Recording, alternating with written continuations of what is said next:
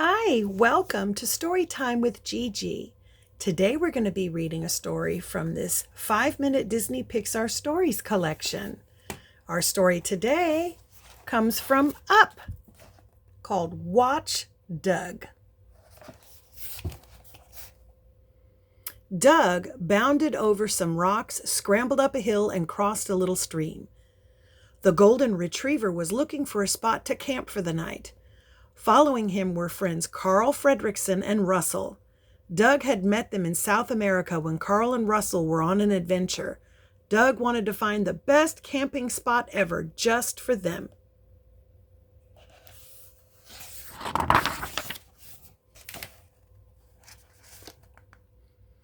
Around his neck, Doug wore a high-tech collar that helped him speak to humans. Find the spot, he chanted aloud. Suddenly, Doug saw a good place. Point, he shouted. He froze and pointed toward a clearing up ahead. It had trees on 3 sides and a beautiful view across the valley. Russell and Carl looked around. I like it, Russell said. Carl put down a picnic basket that held their dinner and breakfast for tomorrow. Next to it, he placed a jug of lemonade.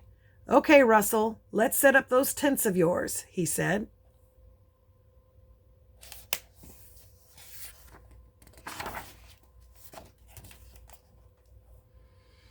The day had been full of new sights and sounds.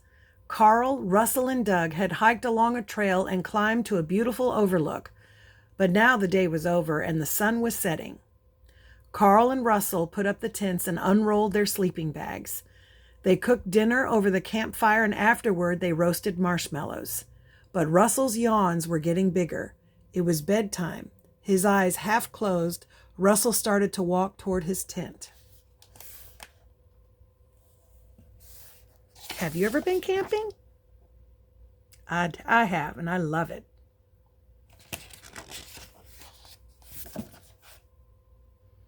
Hey, look at this, he suddenly shouted. Carl and Doug went over to Russell. On the ground, just past the campfire, was a trail of paw prints. They all stared. Doug sniffed the tracks. What kind of animal made these? Carl asked. A bear, Russell shouted. No, Carl frowned. They're too small. I'll check my Wilderness Explorer's handbook, said Russell. But Carl shook his head. Bedtime, he instructed. I will keep watch all night, Doug exclaimed. I will find out. Do not worry. I will not fall asleep. Good night, Doug, Russell said. He gave the dog a big hug. He and Carl went into their tents and zipped up the flaps.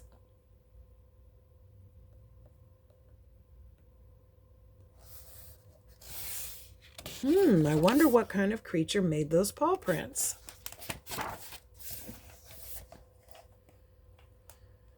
Doug was proud to have such an important job.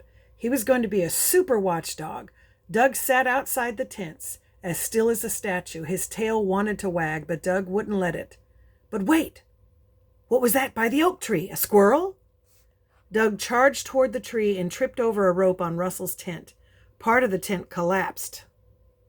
Doug hung his head. He hadn't meant for that to happen. He waited for Russell to come out. Then he heard a snore. Russell was still sleeping.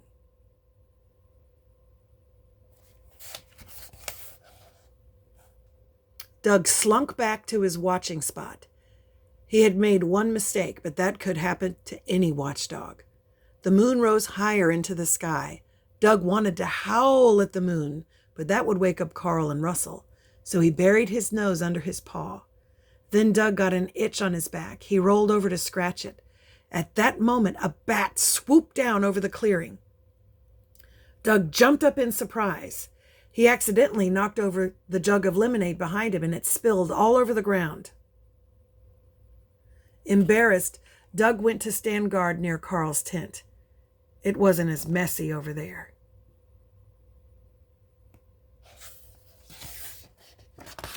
Poor Doug. Doug watched as the moon traveled across the night sky. All was quiet. Rustle, rustle, rustle. What was that noise? There, by the picnic basket. Rustle, rustle, crack. Doug sneaked across the clearing, keeping low to the ground. He spotted fresh paw prints in the dirt. Then he saw a shadow near a tree. Something was prowling. Now it was rummaging. Woof, woof, woof, Doug barked. The intruder turned toward him. It had a black mask and a striped tail. It was a raccoon, and it was trying to get the food in the picnic basket. Not on Doug's watch. Move away from that basket, he said. That is our breakfast. You cannot eat it. The raccoon grabbed a string of sausages in its teeth. Doug took the other end. He tugged. The raccoon tugged. Doug tugged harder. The raccoon hissed. Doug growled. Finally, the raccoon let go. Doug had won.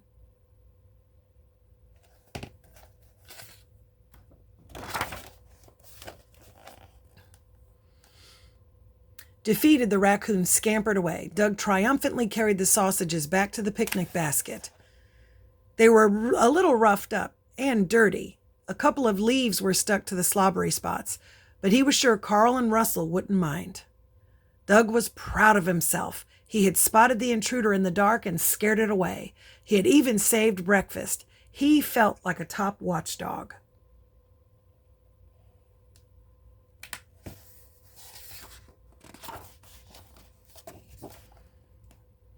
Soon the sky began to lighten and the stars started to fade. Doug was very sleepy. His eyes felt so heavy. His paws felt so heavy. His ears and nose and tail were so heavy too. But he couldn't give up standing guard now. It was almost morning. Doug put his head down on his paws. He would rest for just a minute and then go back to keeping watch. Resting, his head felt nice. Maybe he should rest his eyes for a minute too. It was getting harder and harder to keep them open. Doug closed his eyes. He wasn't going to sleep, though. He was going to stay up all night to make sure Carl and Russell were safe. Nothing was going to bother them. Not as long as...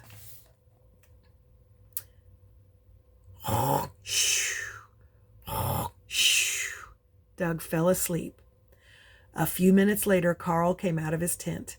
Carl looked around the clearing. He noticed Russell's tent and heard the boy still snoring. He saw the dirty sausages sticking out of the picnic basket and the jug of lemonade on its side.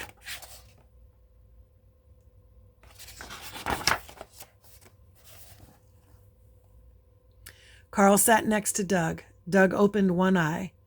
I found him. I found the creature that made the paw prints, he said. Yes, I heard you, Carl said. He gave Doug a pat on the head. Good dog. Good Doug. Is it breakfast time yet? Russell suddenly called from inside the tent. No, go back to sleep, Carl replied. After a moment, Russell's snoring continued. Then together, Doug and Carl watched the sunrise over the misty valley. And that's our story. I hope you liked it. Make sure you like and subscribe and share with your friends. Bye until next time.